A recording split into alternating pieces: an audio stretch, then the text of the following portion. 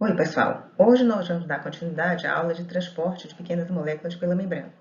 Nós vamos ver na aula de hoje o transporte acoplado e os canais iônicos e potenciais de membrana. Bom, como é que funciona o transporte acoplado? No transporte acoplado, por uma mesma proteína de transporte, passam duas moléculas. Então, nessa figura aqui está mostrando o transporte acoplado aqui no centro, onde duas moléculas estão sendo deslocadas aqui de cima para baixo, passando pela mesma proteína, é uma proteína carreadora. Esse transporte é chamado de simporte, porque ambas as moléculas estão se deslocando para a mesma direção, no mesmo sentido. E quando as moléculas que estão sendo transportadas pela proteína se deslocam em sentidos contrários, esse transporte acoplado é chamado de antiporte. Um princípio básico do funcionamento do transporte acoplado é que, para que ele ocorra, uma das duas moléculas transportadas tem que estar passando a favor do gradiente de concentração. E é exatamente esse deslocamento dessa molécula a favor do gradiente de concentração que gera energia para uma segunda molécula ser transportada contra o seu gradiente. Vamos observar esse transporte de glicose aqui, que é um transporte acoplado. A glicose vai ser deslocada para dentro da célula contra o gradiente de concentração dela, usando a energia da passagem do sódio a favor do gradiente. Esse transporte é simporte porque ambas as moléculas vão se deslocar na mesma direção. Elas têm o mesmo sentido, que é de entrada na célula. Aqui é o citosol, em cima é o meio extracelular. Aqui está o gradiente de concentração do sódio, mostrando que ele está mais concentrado fora da célula do que dentro. E aqui o gradiente de concentração da glicose, mostrando que ela está mais concentrada no interior da célula. O sódio aqui vai se ligar a um sítio específico para ele, nessa proteína transportadora, e a glicose também se liga a um sítio específico para ela. Essa entrada do sódio a favor do gradiente de concentração vai liberar uma energia, vai gerar uma energia para que a glicose seja transportada para dentro da célula contra o seu gradiente de concentração. Esse transportador, esse simporte glicose-sódio, é muito comum nas células epiteliais intestinais. Essa célula está representada aqui nessa figura. Aqui as microvilosidades voltadas para o lúmen, para o espaço do intestino. Aqui está mostrando a glicose e o sódio entrando nessa célula. Esse transportador é muito importante para que a gente possa trazer a glicose para dentro da célula, mesmo quando a concentração de glicose está baixa, mesmo quando a gente não tenha acabado de fazer uma refeição. Nesse momento, a concentração de glicose no meio extracelular está alta e facilita a entrada dela, a favor do gradiente. Nesse caso aqui, esse tipo de transporte vai possibilitar a entrada de glicose, mesmo quando a concentração de glicose do lado de fora da célula esteja mais baixa do que a concentração de glicose dentro da célula. A glicose que entra na célula, então, ela vai ser transportada por essa região aqui basolateral, por uma proteína carreadora que vai fazer o transporte a favor do gradiente de glicose. Já que ela está mais concentrada dentro da célula, sai a favor do gradiente e entra na corrente sanguínea e vai ser distribuída pelo corpo inteiro. Aqui está mostrando também a bomba de sódio e potássio. Ela é uma proteína importante para esse transporte aqui, que é chamado de transporte secundário.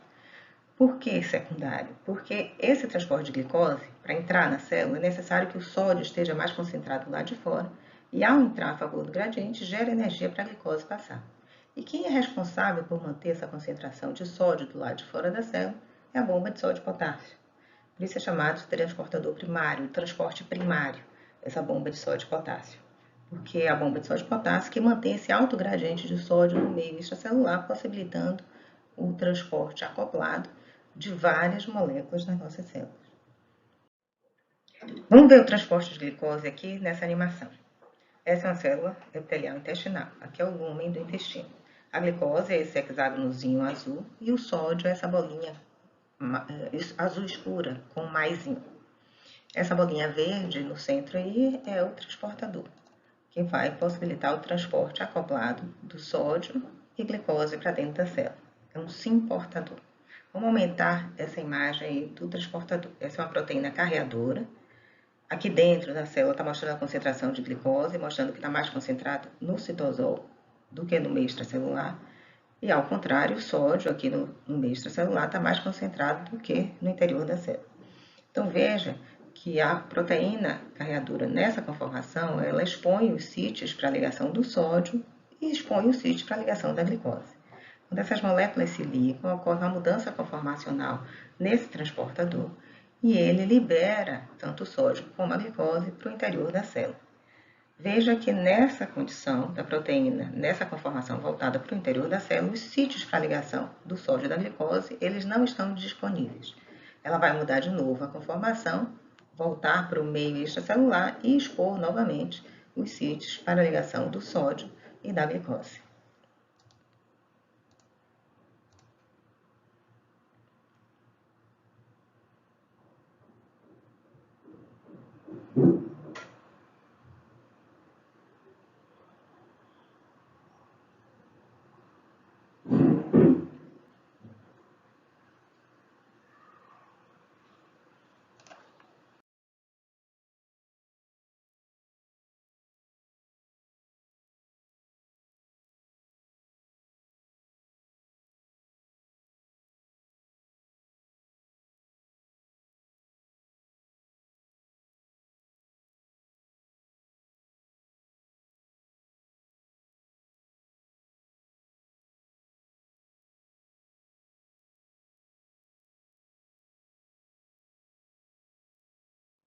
Vamos falar agora dos canais iônicos. Os canais iônicos, eles mediam a passagem de íons sempre a favor do gradiente de concentração.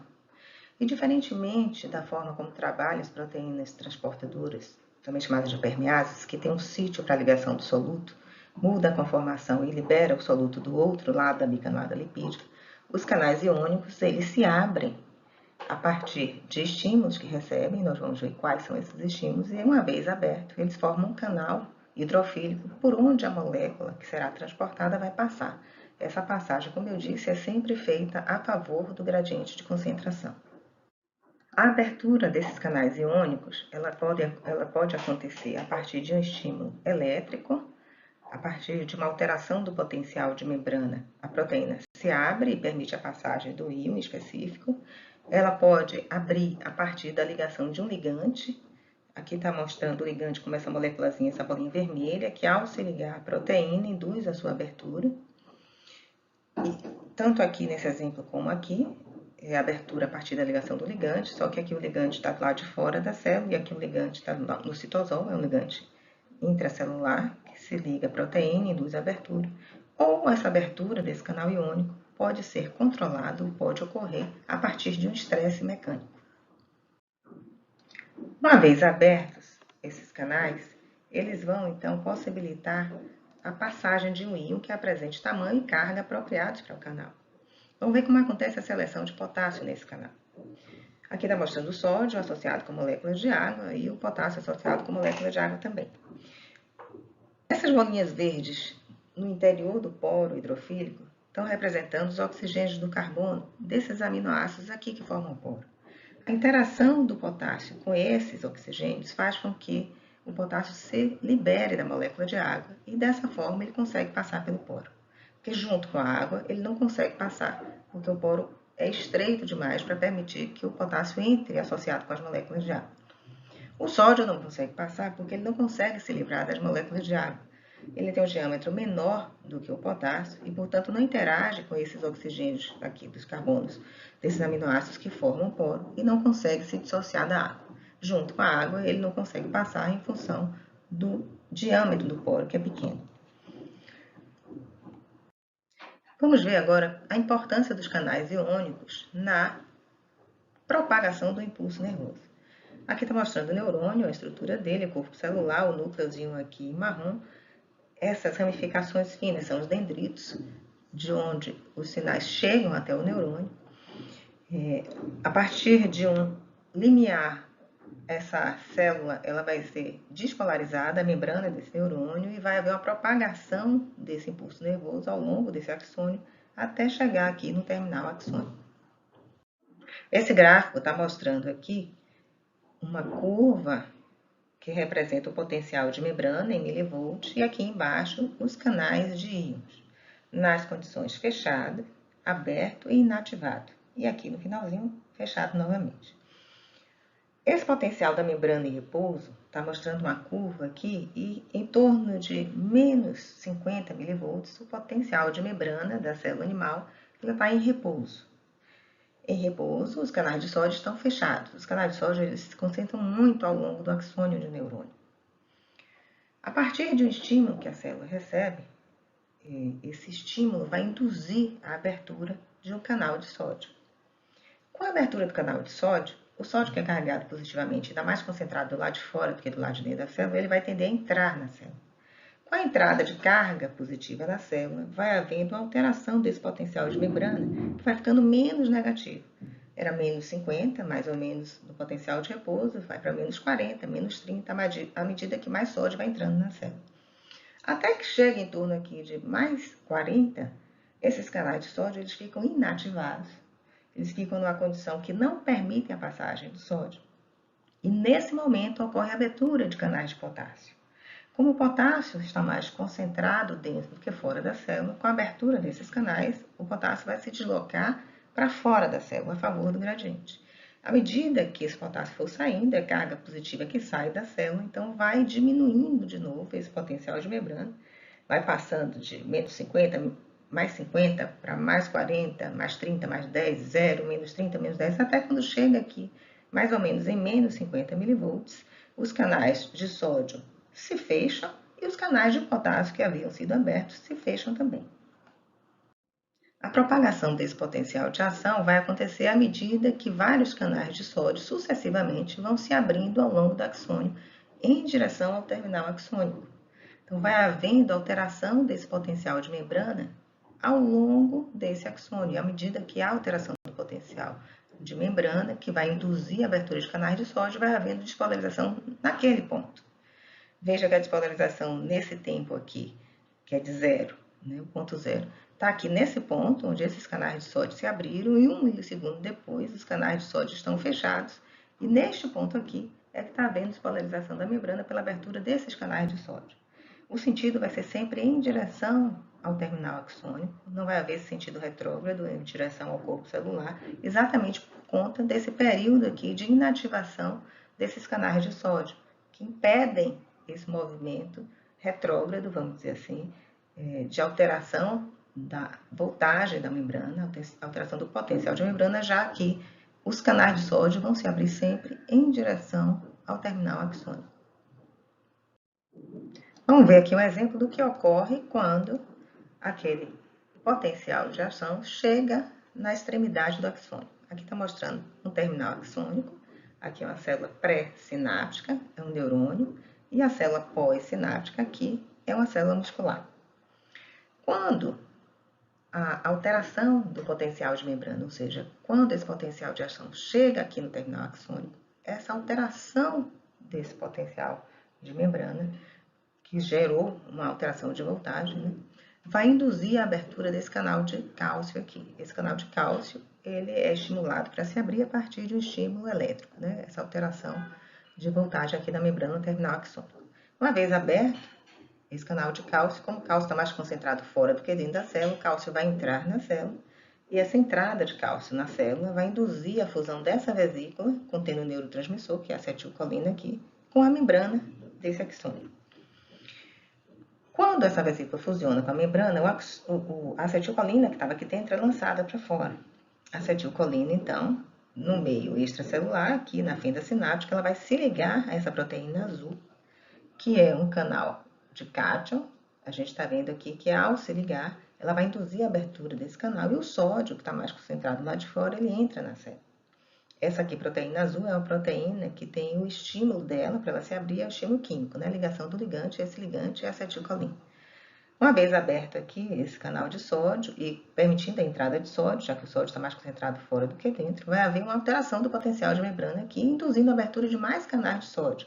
Esse 3 aqui agora é um canal que se abre a partir da alteração de voltagem da membrana, né? A partir de um estímulo elétrico. Muito bem, além desses canais de sódio aqui, tem também um canal de cálcio na membrana do retículo endoplasmático. Esse canal de cálcio na membrana do retículo endoplasmático, ele se comunica aqui com esse canal de sódio na membrana da célula.